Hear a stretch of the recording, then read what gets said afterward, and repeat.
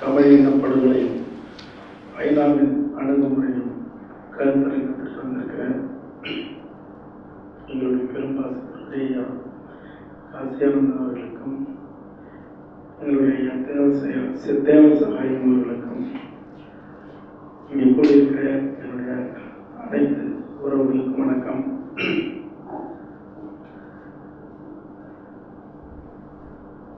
நான் இந்த கருத்தரங்கத்தில் முழுமையா ரொம்ப ஒரு வடிவமைக்கப்பட்ட கருத்து பகிர்தலுக்கு தயாரான ஒரு நிலையில நான் வரல.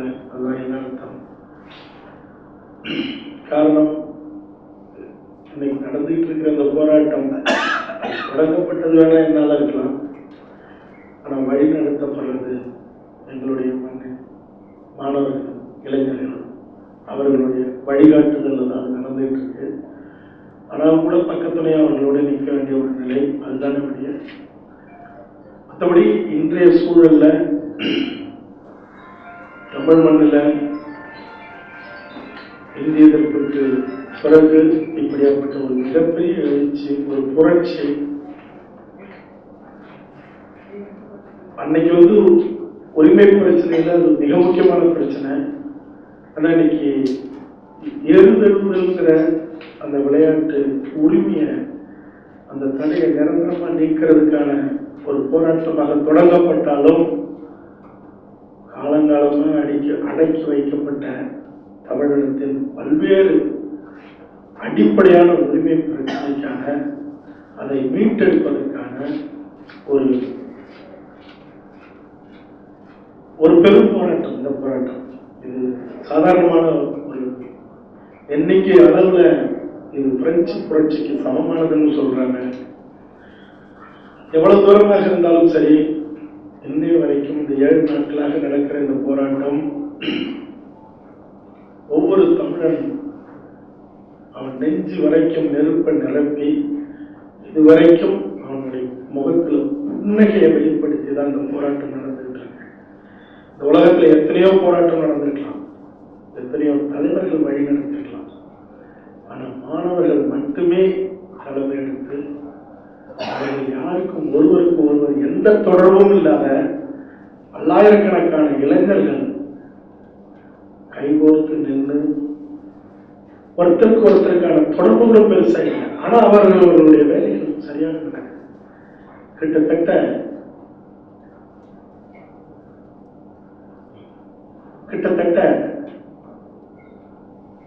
பல லட்சக்கணக்கான முதல் நாள் 200 பேர், அப்புறம் 2000 பேர், அப்புறம் 2 லட்சம் பேர், இன்னைக்கு 20 லட்சம் பேர் இல்லை 70 லட்சம் பேருக்கு சொல்றாங்க. அது எவ்வளவு தூரத்துக்கு, ஆனா அடி எடுத்து வைக்க முடியும் மவுண்ட் ரோட்ல இருந்து உள்ள எந்த வழி, எப்ப ராத்திரி 1 மணிக்கு. ஆக இப்படியான இந்த போராட்டம்ங்கிறது இது எங்களுடைய ஏறுதழுதலுக்காக மட்டுமே இல்லை, இது மிக முக்கியமானது. 5000 ஆண்டுகள் வரலாறு கொண்ட இந்த விளையாட்டை தடுத்ததுங்கிறது அந்த அந்த வாடி வாசலை திறக்கணும்னு போராட ஆரம்பிச்ச இடம், எங்களுடைய அனைத்து உரிமைகளையும் வென்றெடுக்கணுங்கிற ஒரு வெறியோட தான் நீ கூடி நிற்கிற. இதுல பாத்தீங்கன்னா அடிப்படையில நம்ம எல்லாரும் வருத்தப்பட்டிருக்கலாம். எத்தனையோ தமிழின உரிமைகளை மறுக்கப்பட்ட நிலையில் தனித்தனியாக நம்ம கோபப்பட்டிருக்கலாம். ஆனா ஒட்டுமொத்தமாக நாம கூடி கதறன ஒப்பாரி வச்ச, நம்மளால தாங்கிக்க முடியாத ஒரு பெரும் சோகம் ஈழத்துல நம்மளுடைய மக்கள், நம்மளுடைய உறவுகள் 1.5 லட்சம் பேர் அழிக்கப்பட்டது. அது எல்லாமே குமுறி கடல் தாண்டி 1.5 லட்சம் பேர், கடல்ல 800 பேர், சமீபத்தில் 20 பேர் ஆந்திராவில் கொழும்பு நடத்தி போனாங்க. செம்மரம் விட்டு போறேன்னு சொல்லி பேருந்துல இருந்து இறக்கி தூக்கிட்டு போய் பதற வெட்டி படுகொலை செஞ்சு பச்சை படுகொலை. 3 மாணவர்களோட திருவண்ணாமலைக்கு போய் அந்த பிரேதத்தை கைப்பற்றி கிட்டத்தட்ட ஆயிரக்கணக்கான காவல்துறைக்கு மத்தியில் ஒரு பெரும் யுத்தத்தை நடத்தி தான் அந்த 2 உடல்களை மட்டும் ரோட்ல வச்சு நாங்கள் போராடுறோம். அப்போ இன்னும் அதுக்கு நீதி கிடைக்கல. அந்த பிரேத பரிசோதனை தமிழ்நாட்டில் நடந்தது, ஆந்திராவிலையும் நடந்தது. தமிழ்நாட்டுக்கு வந்த டாக்டர்களும் ஆந்திர டாக்டர்கள். ஒரே ஒரு கண்டனம் கூட மோடி அரசு, மோடி இந்திய ஒன்றியம் ஒரே ஒரு கண்டனம் கூட சொல்லுங்க. அப்ப அவங்களுடைய நோக்கம் தமிழன் அழிச்சுட்டே அழிக்கிறதுல அவர்களுக்கு சொல்ல முடியாத ஒரு குரூர மகிழ்ச்சி, ஒரு ஆனந்தம்.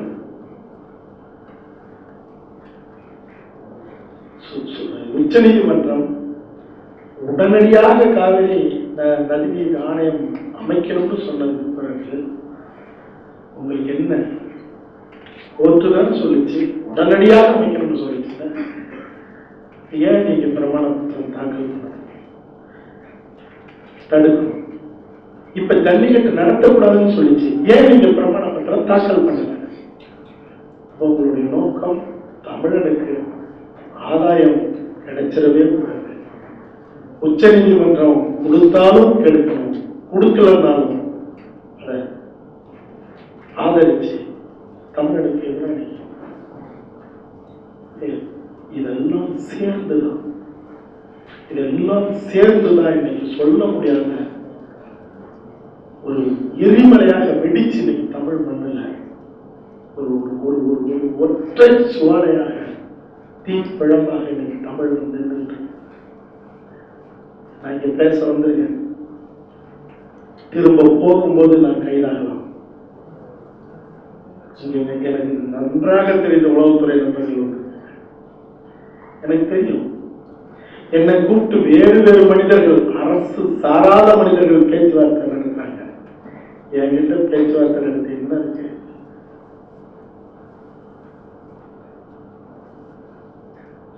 என்னுடைய கனவு, என்னுடைய ஆசை, என்னுடைய இயக்கம்,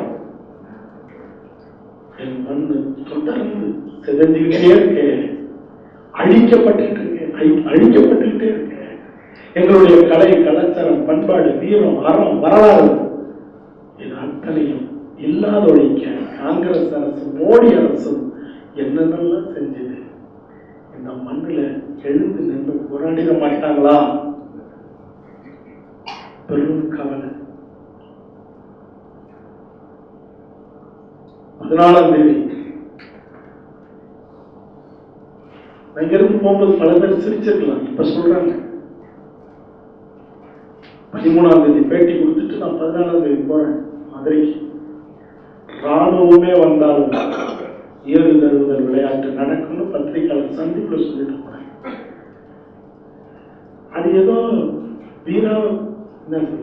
வீராப்பா பேசிட்டு போனது இல்லை, அது என்னோட கோபம் மட்டும் இல்லை. அதுதான் இன்னைக்கு வெடிச்சு கிளம்பி இன்னைக்கு சாலையில இந்த இளைஞர்கள்லாம் இத்தனை எண்ணிக்கையில், இத்தனை லட்சம் பேர், கோடிக்கணக்கான பேர் இந்த மண்ணில் இளைஞர்கள் வாழறானா, இருக்கானா?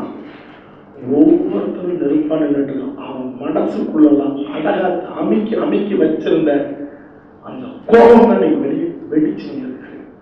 அவர்களை போலவே அந்த கோபம் எனக்குள்ளே வருது. அதனாலதான் போகும்போது சொல்லிட்டு போனேன், ஏதோ ஒரு பேச்சுக்காரெல்லாம் சொல்லல. நான் போகும்போது என் மனைவி, என் பிள்ளையை ஒரு முறை கடைசியா உண்மையோட திரும்பி பார்த்துட்டு தான் போனேன். நான் திரும்பி வர முடியாத, வரக்கூடாத சூழல் உருவாக்கலாம் நினைச்சுதான் போனேன்.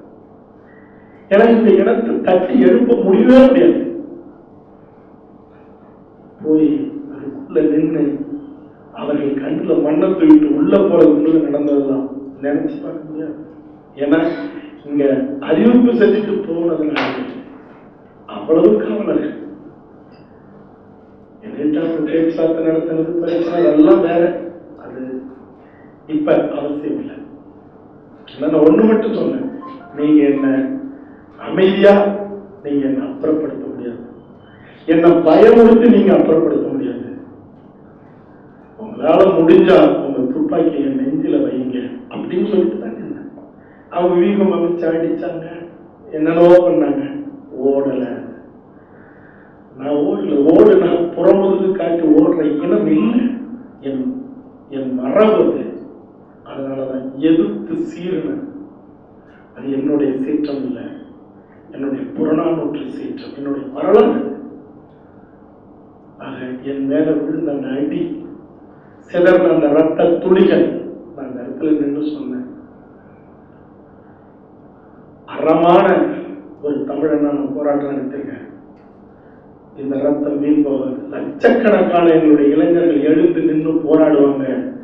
எந்த சக்தியாலையும் இந்த இந்திய ஒன்றியத்தை தடுக்க முடியாதுன்னு சொல்லிட்டு தான் கேட்கணும். என்னை உயிர் நிலையில ஓட்டி அடிச்சா ஒரு அதிகம் இருக்கட்டும். தேசிய மனித உரிமை ஆணையத்துக்கு போறோம், பதில் அவர்கள் சொல்லித்தான் ஆகணும்.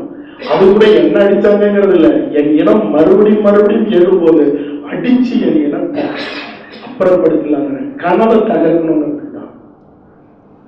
அது இப்படியான நிலையில இந்த போராட்டம் நடந்து இன்னைக்கு நின்றுட்டு இருக்கு. இன்னைக்கு பல சாலைகளை காவல்துறை அடைச்சிட்டு உள்ள வந்து வெளியேற முடியாம, உள்ள நிறைய பேர் வர முடியாம செய்யுங்க. இதை முடிச்சு விட்டு இன்னும் சில வேலைகள் இருக்கு, திரும்ப போகிறேன். சரி இருக்கட்டும். ஆனால் விழித்து கொண்ட இந்த இனம் இது தூங்குகிறார். 65 பிறகுங்கிறாங்க, கிட்டத்தட்ட 65 ஆண்டுகளுக்கு மேல நடந்து மறுபடியும் இந்த எண்ணம் முடிச்சுக்கிறதுக்கு 100 ஆண்டு கூட ஆகலாம். இவ்வளவு பெரிய போராட்டம் நடந்திருக்கு. ஒரு நாட்டை ஆள்கிற அதிகாரம், இந்திய ஒன்றியத்தை ஆள்கிற அந்த பிரதமர் மக்களுக்காக சட்டம். ஆனா நீங்க சட்டத்துக்காக தான் மக்கள் ஒரு மரபு சார்ந்த இனத்தினுடைய கலாச்சாரத்தை கிண்டல் அடிச்சது மட்டுமில்லை, சிறுமைப்படுத்தினது மட்டுமில்லை, எங்களுடைய போராட்டத்தையும் நீங்க ஒரு கீழான பார்வையில பார்த்து உங்களுக்கு என்னடா நாங்க தலை செவி சாய்க்கிறதுன்னு அந்த தமிழ்நாட்டின் முதலமைச்சர்கிட்ட போங்க, கபடி சிலம்பாட்டம் இப்படியே சொல்லி அந்த விளையாட்டை விளையாடுங்க, ஓடி போங்கன்னு சொன்னா என்ன அர்த்தம்? வெற்றி வெற்றின்னு தமிழ்நாட்டு அதிகார வர்க்கமான குதிக்கலாம், நடந்து குதிக்க முடியாது. எங்களுடைய இளைஞர்கள் குதிக்க முடியாது, குதிக்க மாட்டோம். உங்களுக்கு ஆட்சி வேணும்னா நிமிர்ந்து நெல்லுங்க, உங்களுடைய எம்பிக்களை ராஜினாமா பண்ணுங்க, உங்க சட்டமன்ற உறுப்பினரோட போய் போராட்டம் நடத்துங்க. உங்களுக்கு தமிழ்நாடு மறுபடியும் அரச பரிசா. அதை விட்டுட்டு ஐயோ இருக்கிற ஆட்சி போயிருமேன்னா ஒண்ணுமே செய்ய முடியாது. 50 ஆண்டுகளுக்கு பிறகு ஒரு தமிழன் தலையெடுத்திருக்கான், அரசு கோட்டையில் உட்கார்ந்துருக்காருங்கிறது எங்களுக்கு மகிழ்ச்சி இல்லாம இல்லை. ஆனா நீங்க ஆளுமையோட உட்கார்ந்துருந்தாதான் எங்களுக்கு மகிழ்ச்சி. அதை நீங்க உங்களுக்கு தெளிவுபடுத்தி அதை தவிர்த்துட்டு இந்த போராட்டத்தை ஒடுக்கணும்னு நினைக்கக்கூடாது. இது எதுக்காக நான் சொல்றேன்னா, இதையெல்லாம் இந்த போராட்டம், இந்த வெடிச்ச இந்த நெருப்பு என் ஈழ இனத்தின் விடுதலைக்காகவும் பற்றி எரியணும். இது இப்போதைக்கு அடங்கிட கூட, அல்லது அடக்க நினைச்சா அடங்கி போயிடக்கூடாது. தெரியாத இந்த உலகத்துக்கு, அமெரிக்காவுக்கு, இந்தியாவுக்கு, சீனாவுக்கு, ஜப்பானுக்கு தெரியாத நாம கொடுத்த ஆதாரங்கள் மட்டும்தான் அவங்களுக்கு ஆதாரம் தான். காட்சிகளாக, புகைப்படங்களாக, எழுத்தாக, ஆவணமாக, சாட்சிகளாக நாம கொடுத்தது மட்டும்தான் அவங்களுக்கு ஆவணம் தான். அத்தனை பேரும் ரசிச்சு கொண்டாடிட்டான். சேட்டலைட் வழியாக பார்த்து லைவா பார்த்துட்டான். எப்படி பிள்ளைகளை அழிக்கும் போது வெள்ளை மாளிகை குதூகலிச்சு கொண்டாடி கைத்தட்டி ரசிச்சு அந்த மரணத்தை ரசிச்சதோ, அதுபோல அத்தனை பேரும் பார்த்துட்டாங்க. எங்களை அழிச்சதும் இந்திய ஒன்றியம் முழுவதுமாக நின்று ஏறக்குறைய அதிக சதவீதம் இன்னைக்கு எங்களுக்கான நீதியை தடுக்கிறது இந்திய ஒன்றியம். அது காங்கிரசுக்கும் பாரதிய ஜனதாவுக்கும் வேறுபாடே இல்லை, வித்தியாசம் இல்லை, சதவீத மாற்றமுமே இல்லை. இதெல்லாம் தெரியாம நிக்கல, இன்னைக்கு நிக்கிறது. ஆனாலும் கூட நம்ம கதறோம், ஒப்பாரி வைக்கிறோம். உலக நீதிமன்றங்கள் விசாரணை எல்லாம் சரியாக நடப்பது போலவே தெரியுது. ஆனால் தீர்ப்பு மட்டும் ஒண்ணுமே இல்லை. வீரியம் போல வெளி தோற்றத்தில் தெரிஞ்சாலும் ஒரு உப்புக்கு கூட பிரயோஜனம் இல்லாம மழுங்கடிக்கப்பட்ட, மீண்டும் தமிழிடம் தலையெடுக்க முடியாத தீர்ப்புகளாக நம்ம முன்னாடி வருது. நாளைக்கும் அது அப்படிதான் வரும். இந்தியா தடுக்கும், அமெரிக்கா சூழ்ச்சி செய்யும். என்னதான் வழி? இன்னைக்கு எழுந்தது போல தமிழ் எழும். தமிழ்நாட்டில் மட்டும் இல்ல, புலம்பெயர் தேசங்கள்ல மட்டும் இல்ல, ஈழத்துல மட்டும் இல்ல, தனித்தனியா இல்ல, ஒரே நேரத்தில் இன்னைக்கு எப்படி மெரினாவுல ஒட்டுமொத்தமா எந்திரிச்சு நின்று வானத்தை திருப்பி போட்டது போல தங்களுடைய அலைபேசிகளுடைய வெளிச்சத்தை மேல் நோக்கி வீசி நெருப்பா நிற்கிறது எங்களுடைய இனம்னு இன்னைக்கு உலகத்துக்கு காட்டிட்டு இருக்குமே நம்மளுடைய தமிழர்கள். அந்த போராட்டம் அதுபோல உலகம் முழுக்க ஒரே நேரத்தில், ஒரே நாள், ஒரே மணி, ஒரே நிமிடம், ஒரே நொடி, நேர வித்தியாசம் இருக்கலாம், தூங்கிடக்கூடாது. நிற்போம், இந்த உலகத்துக்கு சொல்லுவோம், இப்படியாப்பட்ட வரலாறு கொண்ட ஒரு இனத்தை, ஒரு ஆதி இனத்தை இந்த உலகம் ஒட்டுமொத்தமாக சேர்ந்து நின்று அழிக்கிறது. உங்களுக்கு வெட்கமாக அவர்களை தலைமுறையை விட்டோம், ஐநாவை தலைமுறையை விட்டோம், இந்தியா, ஒவ்வொரு நாடு, எந்த நாடுகள்லாம் நம்மளுக்கு தொடர்ந்து இது போலவே எத்தனை நாட்கள் கிடந்தாலும் இரவு பகலாக நாம் நினைப்போம். அம்பலப்படுத்தி இன்னைக்கு எப்படி இந்தியாவினுடைய முகம் கிழிஞ்சு தொங்குதோ உலகத்தின் மத்தியில, அதுபோல நம்மளுக்கு எதிரானவர்களுடைய அவ்வளவு பேர்களுடைய முகமும் கிழிஞ்சு தொங்குறது போல அவர்கள் தலைமுறைகளே அவர்களை நம்மளுக்கு எதிராக நின்றவர்களை காரி துப்புற அளவுக்கு நம்மளுடைய போராட்ட வடிவங்களும் நம்மளுடைய பயணங்களும். நான் மறுபடியும் ஒரு ஆவணப்படம் செய்ய போறேன். ஒரு படைப்பாளி, போராட்டம் ஒரு பக்கம் இருந்தால் என் படைப்பு ஏற்கனவே பர்சூட் ஆஃப் ஜஸ்டிஸ்னு வெள்ளை மனித உரிமை சார்ந்தவர்கள், கருப்பினர் மனித உரிமை சார்ந்தவர்கள் கதையை எழுதியிருக்காங்க ஐநாவில், ஆங்கிலம். மறுபடியும் செய்ய போறேன். அந்த படைப்பு அவர்கள் கதறுவதற்காக மட்டும் நான் செய்யக்கூட, நேருக்கு நேராக கண் பார்க்க அவர்களுடைய மூஞ்சில காரி துப்புனா எப்படி இருக்குமோ அப்படியான படைப்பை செய்ய போறேன். மனித உரிமையை மீட்டெடுக்கிற ஒரு சபை, ஐநா சபை, மனிதர்களை கொண்டவர்களுக்கு நீதி கொடுக்கிற ஒரு சபை, மனிதத்தை கொள்வது நீங்களே கொள்வது என்பதுங்கிறது எந்த வகையில் நியாயம்? இது அறமா? அதுதான் பேச. இந்த உலகம் நீதி தருவதில் எனக்கு நம்பிக்கையே இல்லை. இப்பவே கிட்டத்தட்ட 50-60% பகுதிக்குள்ள அவன் ஆக்கிரமிச்சிட்டான். இன்னும் 10-15% தான் மீது இருக்கிறது. என்னவாக இருக்கிற மக்கள் நம்மளுடைய உரிமை நாளைக்கு தேர்தல் வரும் பட்சத்தில் என்னவாக இருக்கும்? முழுக்க எல்லா தமிழர் பகுதி சிங்களனை வெற்றி அடைவான். தமிழ்நாடுதான் கேவலமான அரசியல் தலைவர்களை உள்ளடக்கினதுதான். எந்த வகையிலும் நாங்கள் சளைச்சவங்க இல்லைன்னு தமிழ் தேசிய கூட்டமைப்பு வருந்தி கட்டி நிற்கிற எந்த வகையில நியாயம்? உங்களுக்கு சேர்த்த சொத்து 10ல் தமிழ்நாட்டு தலைவர்கள் அளவுக்கு நாங்களும் சொத்து சேர்த்ததான் எங்களுடைய மனசு ஆர்வம்.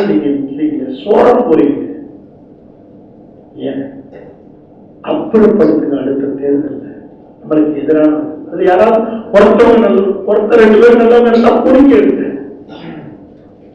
மீதி இருக்கிறவர்கள் குப்பையில் தள்ளுது. வேற வழியே அது தமிழ்நாடாக இருந்தாலும் தமிழகமாக இருந்தாலும் என்னை தமிழர்களுடைய கடமை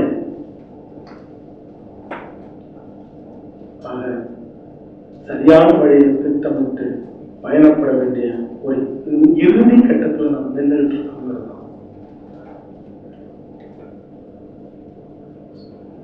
ஒருத்தர் தீர்ப்பு எழுதுறவர் சொன்ன சிங்கத்தோட விளையாட முடியுமா அப்படின்னு. நாங்க 30 ஆண்டுகளாக சிங்கத்தோட விளையாண்ட இனம் நீதி மறுக்கப்பட்டால் மறுபடியும் சிங்கத்தோட விளையாடுறதை தவிர வேற வழி இல்லைங்கிறத முடிவெடுக்கணும். அது எந்த வழி, எந்த வீரம், எப்படி அப்படிங்கிறதெல்லாம் அப்புறம். என்ன வேற வழி இல்லை. ஒரு அறமான இனத்தை அகில உலகமும் சேர்ந்து அழிக்க திட்டமிட்டார். வேற என்ன வழி? ஒன்னும் மானத்தோட வாழணும். மானம் இழந்து வாழ்றதுக்கு வாழ்க்கை இல்லை. மானத்தோட வாழணும்னா வேற வழியே இல்லைன்னா விளையாடுறத தவிர வேற வழி இல்லை. ஆக படைப்பாளியாக என் படைப்புகளை, என் இனம், என்னுடைய தேசிய இனங்கள் விடுதலை அடைய வரைக்கும் என் படைப்புகள் தொடரும். ஏதோ தீராக பேசுற என் இனம் விடுதலை அடைவதற்கு ஒரு தமிழனாக என் உயிர் போகும் வரைக்கும் நான் போராடுவேன். எதிர்க்க துணிந்தால் தமிழ், எதற்கும் துணிந்தால் தமிழ். நன்றி.